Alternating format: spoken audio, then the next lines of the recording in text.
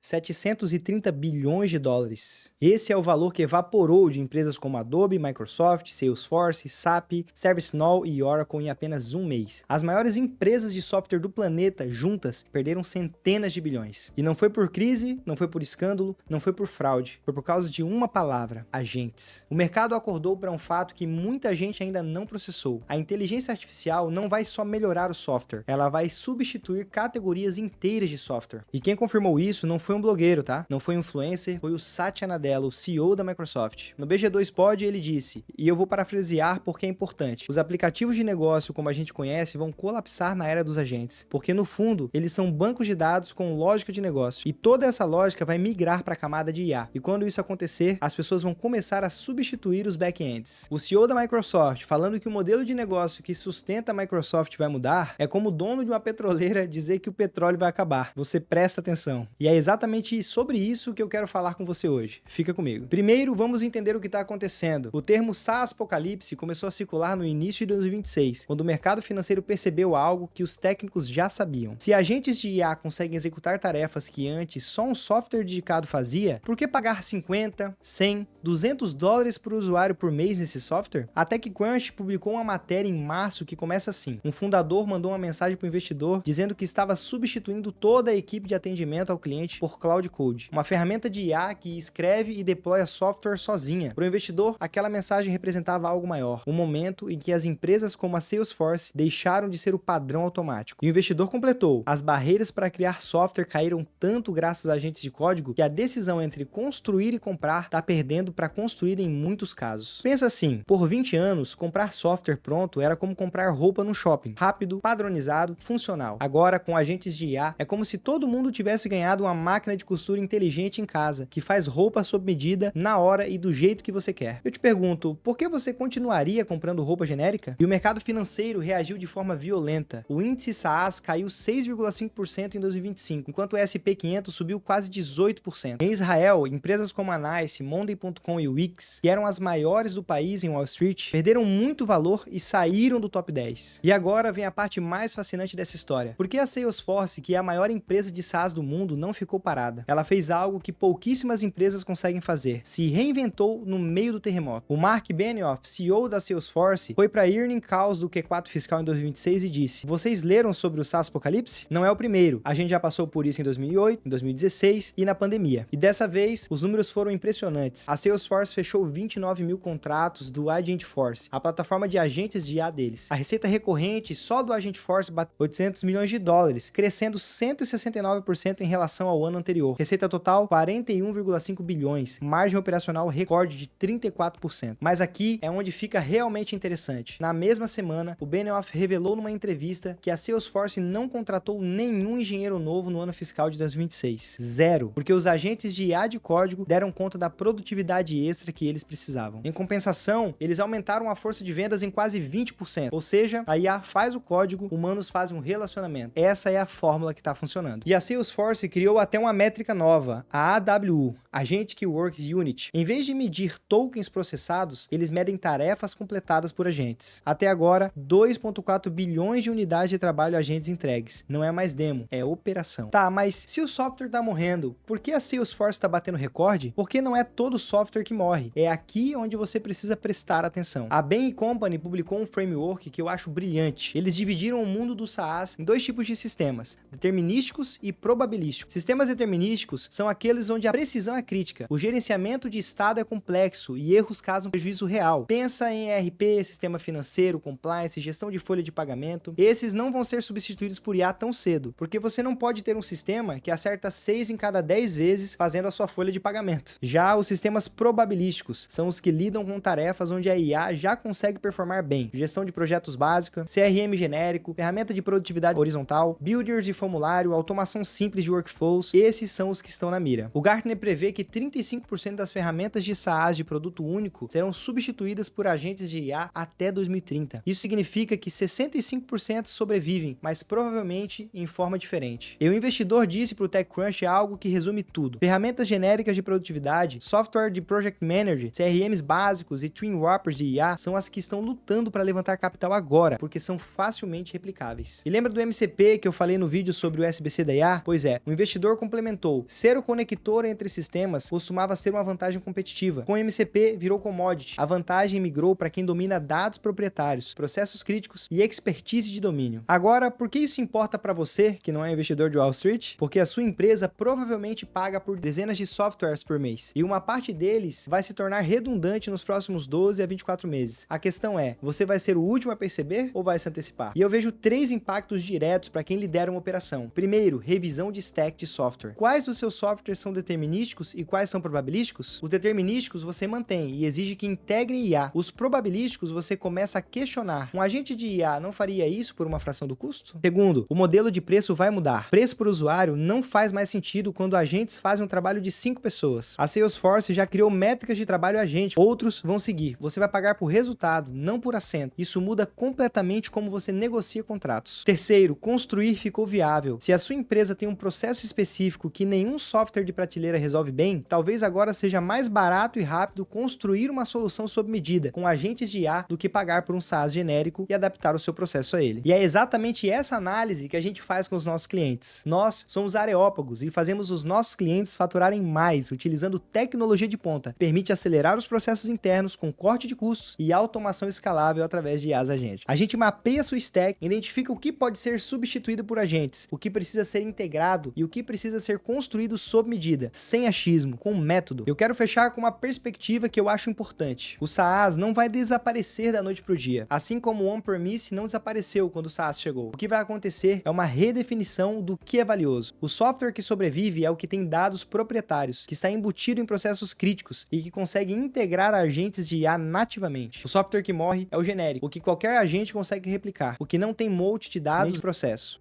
E a empresa que vence não é a que tem mais software, é a que tem a arquitetura certa. Poucos sistemas críticos, bem integrados, com agentes de IA conectando tudo e executando o trabalho operacional. Essa é a empresa que vai gastar menos, operar mais rápido e escalar com inteligência. Se você quer entender onde a sua empresa está nesse espectro, quais softwares podem ser substituídos, quais precisam de agentes integrados e por onde começar, tem um link na descrição para um diagnóstico de maturidade. É um formulário rápido e você já recebe um documento com seu nível de maturidade. E depois, se você quiser, a gente analisa a sua stack, seus processos e te entrega um mapa claro de oportunidades, porque a gente sabe que quando você vê o tamanho da oportunidade, a parceria vem naturalmente. Se inscreve no canal para ver mais análises como essa. E se você conhece alguém que paga por 30 softwares e acha que precisa de todos, manda esse vídeo. Pode ser a melhor coisa que você faz por essa pessoa nessa semana. Eu sou o Matheus e nos vemos no próximo vídeo.